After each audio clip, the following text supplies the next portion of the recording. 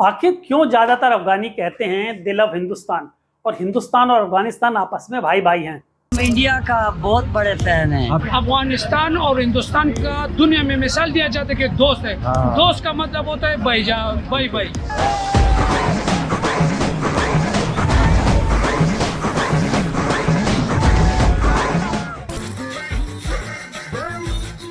आपने भी YouTube पे ये वियर्ड सी चीजें ऑब्जर्व की होंगी।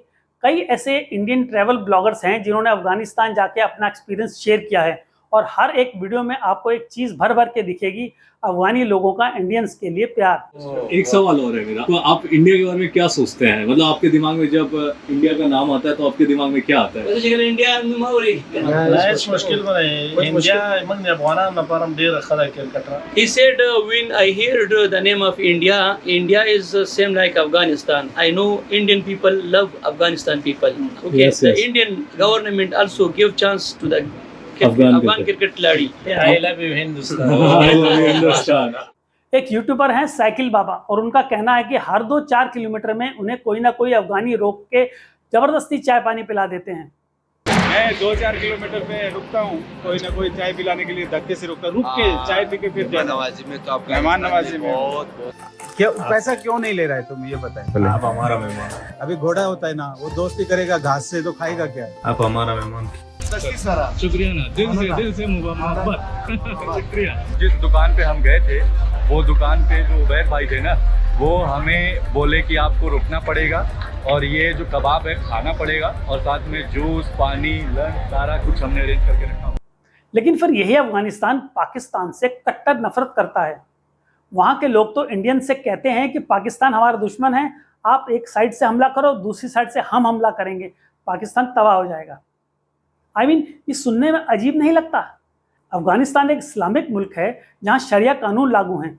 आज वहाँ पर एक टेररिस्ट ऑर्गेनाइजेशन तालिबान का राज है, जिसके बाद से कई देशों का मानना है कि अफगानिस्तान की हालत तो अब और बदतर हो गई है। लेकिन इस सब के बावजूद आखिर क्यों यही देश इंडिया से इतना प्यार करता है और पाकिस्तान से उतना ही नफरत करता है? पाकिस्तान और बांग्लादेश भी तो इंडिया के नेबर्स हैं, लेकिन पाकिस्तान से हमारे रिश्ते कैसे हैं? और आजकल तो आप जानते ही हैं कि क्या चल रहा है, जंग के हालात बने हुए हैं और बांग्लादेश में भी इंडिया आउट, बॉयकॉट इंडिया चालू है। तो इस मिस्ट्री को सॉल्व करने के लिए हमें समय में काफ़ी पीछे 3300 BCE में जाना होगा, जब पूरे विश्व की सबसे ओल्डेस्ट सिविलाइजेशन का जन्म हुआ, द इंडस वैली सिविलाइजेशन। इस सिविलाइजेशन का अगर आप मैप देखोगे तो इसमें इंडिया और पाकिस्तान के पार्ट्स तो हैं ही, लेकिन मॉडर्न डे अफगानिस्तान के भी शोतोरगई और मुंडीगाक से सारे इलाके IBC का ही एक हिस्सा थे। फिर इसके करीब 2000 साल बाद भी हमारी वैदिक कहानियों में भी अफगानिस्तान के इलाकों का जिक्र हुआ है। गांधारी, जो कि कौरवों की माँ और धृतराष्ट्र की पत्नी थी, वो गांधार के राजा सुबाला की बेटी थी। गांधार शब्द का वर्णन तो ऋग्वेद, उत्तर रामायण और महाभारत में भी किया गया है, जिसे लैंड ऑफ फ्रेगनेंस माना जाता था और ये किंगडम मॉडर्न डे अफगानिस्तान के कंधार तक फैला हुआ था। अब इससे पहले कि मैं आगे बढ़ूं, आपको बता दूं कि मेरे पिछले एपिसोड में मैंने डिटेल में बताया था कि सनातन धर्म अफगानिस्तान में कैसे खत्म हुआ, लेकिन एपिसोड लंबा होने की वजह से वर्तमान अफगानिस्तान के रिश्ते हमारे साथ कैसे हैं और साथ ही कुछ और फैक्ट्स और बातें छूट गई थी। इसके लिए मुझे ये अगला एपिसोड बनाना पड़ा, लेकिन आप अगर वो एपिसोड देखना चाहते हैं तो लिंक डिस्क्रिप्शन में आपको मिल जाएगा। तो चलिए आगे बढ़ते हैं। तो अफगानिस्तान हमेशा से ही अखंड भारत का ही एक हिस्सा था। उस जमीन पर सदियों से Maurya empire, Kushan empire, Gupta empire, Sikh empire, Hindu Shahi dynasty जैसे कई हिंदू राजाओं ने राज किया था और इसके प्रूफ अफगानिस्तान में आज भी मौजूद हैं। वहाँ के बामियन शहर में आपको आज भी 1000 बुद्धिस्ट केव मिल जाएंगे, जहाँ पर एक बड़ा बुद्धा का स्टैचू भी है। इसे बामिया बुद्धा कहते हैं। इन्हीं बुद्धिस्ट केव्स में शिवा की पेंटिंग भी मिली थी, लेकिन आज काफ़ी सारे एविडेंस वहाँ पर डिस्ट्रॉय कर दिए गए हैं।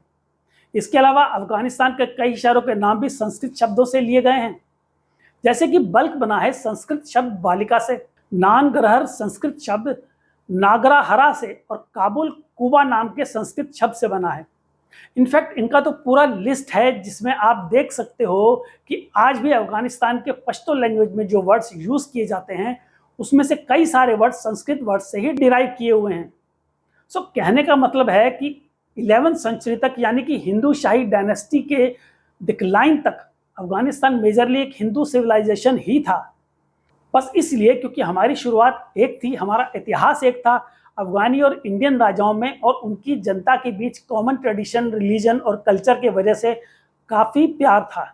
लेकिन फिर 12th सेंचुरी के बाद अफगानिस्तान की किस्मत कहीं ना कहीं बदलने लग गई, क्योंकि वहाँ पे कई सारे इस्लामिक इन्वेजन होने लग गए। तुर्की से तुर्की इन्वेजन, उज्बेकिस्तान से मंगोल इन्वेजन और पर्शिया से पर्शियन इन्वेजन, जिन्होंने आकर अफगानिस्तान के इलाकों पर कब्जा किया और वहाँ की जनता पर राज किया, उनका धर्म परिवर्तन किया। इसके बाद 16th सेंचुरी में बाबर ने अफगानिस्तान में कदम रखा, जिसके बाद पूरे हिंदुस्तान में भी मुगल राज पनपने लग गया, जो 1700 तक चला। यानी इस दौर तक अफगानिस्तान रिलीजियसली और कल्चरली इंडिया से काफ़ी हद तक अलग हो चुका था। लेकिन फिर एक सवाल आता है कि अफगानिस्तान और पाकिस्तान तो दोनों ही इस्लामिक देश हैं, तो उनके रिश्ते इतने खराब कैसे हो गए? वेल, क्योंकि 12 नवंबर 1893 में एक काफ़ी इंटरेस्टिंग चीज़ हुई। इस दौर में second Anglo Afghan war just खत्म ही हुआ था और दोनों ही एंग्लो अफगानी वॉर्स में ब्रिटिशर्स को एक बात समझ में अच्छे से आ चुकी थी कि अफगानिस्तान में जो भी किंगडम्स राज कर रही हैं वो काफ़ी स्ट्रॉन्ग हैं और हम उन पर ज़्यादा देर तक अपना कब्जा बनाकर नहीं रख पाएंगे। इसलिए उन्होंने डिसाइड किया कि हम इनके साथ समझौता कर लेते हैं और उन्होंने प्रेजेंट डे पाकिस्तान के नॉर्थ वेस्ट प्रोविंस में एक लाइन खींच दी, द ड्यूरेंट लाइन, और उनसे कहा कि आज के बाद से हम इस लाइन के उस पार हमला नहीं करेंगे, वो आपका इलाका रहेगा। लेकिन इस लाइन से प्रॉब्लम ये हो गई कि ये वाला जो पूरा रीजन था, जो आज पाकिस्तान का खैबर पख्तूनख्वा रीजन है, वहाँ उस दौर से ही काफ़ी अफगानी पश्तून्स रहते थे, आज भी रहते हैं। तो उन पश्तून्स को ऐसा लगने लगा कि हमको तो हमारे देश से बाहर निकाल दिया, ऊपर साहब हम पर एक दूसरी कौम पंजाबीज राज कर रहे हैं। इसलिए पश्तून्स इस डिवीजन से बिल्कुल भी खुश नहीं थे। और फिर 1947 के बाद तो आप जानते ही हो, आज़ादी के बाद भी पाकिस्तान ने ये रीजन अफगानिस्तान को वापस नहीं किया। इसलिए बस उस दिन से ही आज तक अफगानिस्तान और पाकिस्तान एक दूसरे के खून के प्यासे हैं। और मज़े की बात यह है कि इसी लाइन की वजह से अफगानिस्तान के हमारे साथ रिलेशन बहुत अच्छे हैं, क्योंकि अब दोनों ही देशों का एक ही कॉमन एनिमी है, पाकिस्तान, जिसने इंडिया की कश्मीर पर कब्जा किया है और उनके खैबर पख्तून रीजन पर। यह भी सब जानते हैं कि आज़ादी के बस 2 महीने बाद ही पाकिस्तान ने हम पर हमला कर दिया था। इसलिए अब 1947 में पाकिस्तान ने यूनाइटेड नेशंस में मेंबरशिप के लिए अप्लाई किया था, तो जाहिर सी बात है हमने पाकिस्तान को इस मेंबरशिप को ग्लोबली अपोज किया। मगर सरप्राइजिंगली इसी दौरान अफगानिस्तान ने भी पाकिस्तान को इंडिया की तरह ही अपोज किया और 1950s में उन्होंने हमारे साथ एक फ्रेंडशिप ट्रीटी भी साइन कर ली।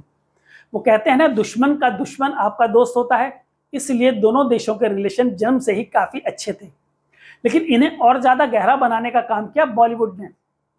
यस, बॉलीवुड का तो आज तक वहाँ इतना क्रेज़ है, लेकिन उस दौर में तो और ज़्यादा क्रेज़ था। अफगानी लोगों के घरों में बॉलीवुड सेलिब्रिटीज़ के पोस्टर लगे होते थे।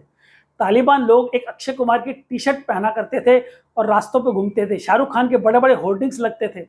गलियों में बॉलीवुड एक्ट्रेस की पोस्ट कार्ड बिका करते थे। और वहाँ के कुछ लोगों ने अपने घोड़ों का हेयर स्टाइल तक सलमान खान की तेरे नाम जैसा कर दिया था। इनफैक्ट अमिताभ बच्चन जब 1992 में काबुल गए थे, तब आप बिलीव नहीं करेंगे कि सिर्फ उनकी एक फिल्म खुदा गवाह की शूटिंग के लिए अफगानिस्तान गवर्नमेंट ने तालिबान के साथ चल रहे जंग को एक दिन के लिए रोक दिया था। One thing on which all the Mujahideen group agreed was on Amitabh Bachchan. She told her father, you know, Amitabh is coming and what is going to happen? The Mujahideen are bombing Kabul. Please tell them not to bomb today. और इसी दौरान वहाँ की government ने अपनी पूरी आधी air force सिर्फ अमिताभ बच्चन की सिक्योरिटी के लिए डिप्लॉय कर दी थी। And the moment we landed there, they reversed their rifles and they put a flower in the barrel just as a welcome gift. President Najib had organized a lot of security for us. You know, we used to walk with tanks and planes flying over us just to protect us. In fact जब 2000 में तालिबान का rule हटने के बाद अफगानिस्तान में सबसे पहली Bollywood movie ने दिल आशिकाना रिलीज हुई, तब मूवी के डायरेक्टर कुक्कू कोहली ने इंटरव्यू में कहा था कि अफगानी लोग उस फिल्म को देखकर इतने खुश हुए थे कि हज़ारों की तादाद पर सड़कों पर उतर आए थे और नाचने लगे थे। और 80s के दौर में तो अफगानिस्तान बॉलीवुड का 3rd लार्जेस्ट मार्केट था।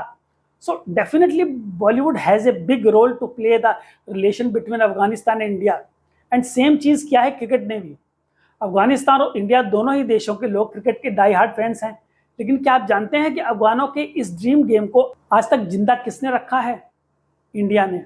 और इसके लिए खुद तालिबान गवर्नमेंट ने इंडिया की बहुत बार तारीफ की है। एक्चुअली 2021 में तालिबान ने जैसे ही अफगानिस्तान को टेक ओवर किया तो वहाँ पे उनकी जो क्रिकेट टीम थी उनकी ट्रेनिंग और फंडिंग बंद हो गई थी, बट तब से लेकर आज तक इंडिया अफगानिस्तान की क्रिकेट टीम को संभाल रहा है। हम उनको कॉरपोरेट स्पॉन्सरशिप दिलाने में और प्लेयर्स की ट्रेनिंग में भी हेल्प करते हैं। इनफैक्ट इंडिया ने तो ग्रेटर नोएडा के शहीद विजय सिंह पाठक स्पोर्ट्स कॉम्प्लेक्स को अफगानियों का टेम्परेरी होम ग्राउंड डिक्लेयर कर दिया है। और इसके अलावा बीसीसीआई ने अफगानिस्तान को कंधार क्रिकेट स्टेडियम बनाने के लिए और अफगान क्रिकेट बोर्ड को दोनों को अलग अलग $1 बिलियन के ग्रांट्स दिए हैं। इसलिए सिर्फ तालिबान सरकार ही नहीं है, वहाँ की आम जनता भी इंडिया की काफ़ी शुक्रगुजार है। ये जो हिंदुस्तान क्रिकेट बोर्ड है ना, उससे हमारे टीम को बहुत सपोर्ट मिलता है और इसके हम बहुत शुक्रगुजार हैं। और इंशाल्लाह दोनों भाई भाई है, बिल्कुल भाई भाई है। और साथ क्रिकेट टीम आगे बढ़ेंगे इंशाल्लाह। एक दिन हमारा टीम भी हिंदुस्तान क्रिकेट वर्ल्ड कप जीतेगा, हिंदुस्तान जैसा टीम बनेगा। लेकिन अब अगर हम हिस्ट्री में लौटे हैं तो 1947 यानी कि आज़ादी के बाद से ही अफगानिस्तान और इंडिया दोनों ही देश एक दूसरे के जियोपॉलिटिकली भी काफ़ी ज़्यादा सपोर्ट करते हुए आए हैं। इस हद तक कि एक बार तो अफगानिस्तान के लिए हम अपने ऑल टाइम अलाई हमारे दोस्त रशिया से भी लड़ चुके थे। जब 1979 में सोवियत फोर्स ने अफगानिस्तान में इन्वेड किया था, तब हमारी पीएम इंदिरा गांधी जी ने बायलैटरल लेवल पर रशिया से सीधे सीधे कह दिया था कि इंडिया सोवियत ट्रूप्स का अफगानिस्तान में इन्वेजन को बिल्कुल सपोर्ट नहीं करता है। इसके बाद जब उन्होंने हमारी पीएम इंदिरा गांधी जी को इंडिया यूएसएसआर फ्रेंडशिप ट्रीटी की 10th एनिवर्सरी के लिए वहाँ पर इनवाइट किया था, तब उन्होंने यूएसएसआर जाने से भी मना कर दिया था। और अफगानिस्तान भी हमेशा आज़ादी के बाद से लेकर आज तक कश्मीर को इंडिया का एक इंटीग्रल पार्ट बोलता है और कहता है कि पाकिस्तान ने उसे इलीगली ऑक्यूपाई कर रखा है। जियोपॉलिटिकल रिलेशंस का एक और एडवांटेज ये भी है कि इंडिया अफगानिस्तान को अलग अलग इंफ्रास्ट्रक्चरल प्रोजेक्ट और ह्यूमैनिटेरियन एड्स भी देता है। तभी पिछले कुछ सालों की बात करें तो इंडिया ने अफगानिस्तान को एक सबसे बड़ा डैम सलमा डैम बना कर दिया है। $19 बिलियन खर्चा करके उनकी नई पार्लियामेंट बिल्डिंग बनाई है। उनका हिस्टोरिक 100 साल पुराना स्टोर पैलेस भी रिस्टोर करके दिया है। और एम्स जैसा एक बड़ा child care hospital Indira Gandhi institute for child health भी इंडिया ने ही उन्हें बना कर दिया है। Basically roads, electricity transmission lines, sub station, schools, hospitals, उन हॉस्पिटल्स में एम्बुलेंस और कई सारे इमरजेंसी व्हीकल्स भी इंडिया ने ही अफगानिस्तान को गिफ्ट किया हुआ है। इन टोटल इंडियन गवर्नमेंट ने $3 बिलियन का एड अफगानिस्तान को अब तक दे दिया है। इनफैक्ट जब तालिबान ने अफगानिस्तान पर कब्जा कर लिया था, उस टाइम पे सारे देशों ने अफगानिस्तान को मदद देने से इनकार कर दिया था। इसलिए वहाँ पर उस टाइम गेहूँ यानी वीट की बहुत ज़्यादा शॉर्टेज हो गई थी और लोग ऑलमोस्ट भुखमरी से मर सकते थे। लेकिन उस समय भी इंडिया ने ट्रक भर भर के 50,000 मेट्रिक टन के गेहूँ अफगानिस्तान को भेजे थे। इसलिए इंडिया की इसी जनरोसिटी की वजह से अफगानिस्तान में एक सर्वे कंडक्ट किया गया था, तो उसके अनुसार करीब 70% वहाँ की अफगानी जनता इंडिया को उनके देश का बेस्ट फ्रेंड मानती है। इनफैक्ट जनता क्या, तालिबान सरकार भी यही कहती है। जब तालिबान अफगानिस्तान में पावर में आए उस वक्त सबका यही मानना था कि कश्मीर के लिए बहुत बड़ा खतरा हो सकता है। अब पाकिस्तान और तालिबान मिलकर कश्मीर में मिलिटेंसी और ज़्यादा बढ़ा देंगे, लेकिन आप मानोगे नहीं कि इसका बिल्कुल उल्टा हो गया। तालिबान ने सीधे सीधे कह दिया कि कश्मीर इंडिया का इंटीग्रल मैटर है और वो इसमें बिल्कुल नहीं पड़ने वाले हैं। सो कहीं ना कहीं बाकी अफगानी सरकारों की तरह तालिबान ने भी सेम स्टेटमेंट पास किया और उन्होंने ये भी स्टेटमेंट दिया कि वो जल्द ही फिर से इंडिया में अफगान एम्बेसी शुरू कर देंगे। उन्होंने प्रीवियस अफगानी गवर्नमेंट की पॉलिसी को कंटिन्यू करते हुए छाबर पोर्ट को भी इंडिया के हवाले कर दिया है। Exactly same diplomatic relations India के साइड से भी हैं। इंडिया की फॉरेन मिनिस्ट्री ने भी कहा है कि इंडिया तालिबान के साथ अलग अलग गवर्नमेंटल फॉर्मेट में एंगेज कर रहा है। अभी रिसेंटली भी इंडिया ने अफगानिस्तान में हुई रीजनल कॉरपोरेशन इनिशिएटिव मीटिंग को ज्वाइन किया था, विच शोज कि वहाँ सरकार कोई भी हो वो इंडिया के साथ दोस्ती बना के रखना चाहती है। एंड मेरे हिसाब से इंडिया को भी इनसे दोस्ती मेंटेन करके रखना चाहिए, जो इंडिया कर भी रहा है। क्योंकि अगर हम जियोपॉलिटिकल स्ट्रेटजी देखें, इनफैक्ट इवन कौटिल्य के अर्थशास्त्र में भी ये चीज़ बताई गई थी कि अगर आपके पड़ोसी देश आपके दुश्मन हैं तो आपको उनके पड़ोसी देश से दोस्ती रखनी चाहिए। सो हमारे केस में तो चाइना और पाकिस्तान दोनों ही हमारे दुश्मन हैं और उन दोनों का भी पड़ोसी अफगानिस्तान है। सो इसलिए ये दोस्ती हमारे लिए बहुत ज़्यादा बेनिफिशियल हो सकती है। ये तो हमें ऐसा लगता है, आपका इस बारे में क्या ओपिनियन है नीचे कमेंट्स में ज़रूर लिख के बताइएगा। लेकिन एक बात और है, इंडिया और अफगानिस्तान के रिलेशन इतने अच्छे हैं कि आप ये पहले से जानते थे, और जिस तरीके से इंडियंस को वहाँ पे ट्रीट किया जाता है ये थोड़ा सा आपके लिए भी सरप्राइजिंग ही होगा। जब मैंने ये वीडियोस और उनके ब्लॉग्स देखे तो मुझे भी लगा। तो क्या आप इसके बारे में जानते थे या नहीं जानते थे, तो नीचे कमेंट्स में ज़रूर बताइएगा। और अगर आज की वीडियो से कोई जानकारी मिली हो तो लाइक और सब्सक्राइब जरूर कर लीजिएगा। तो अपना ध्यान रखिए, खुश रहिए, नमस्कार।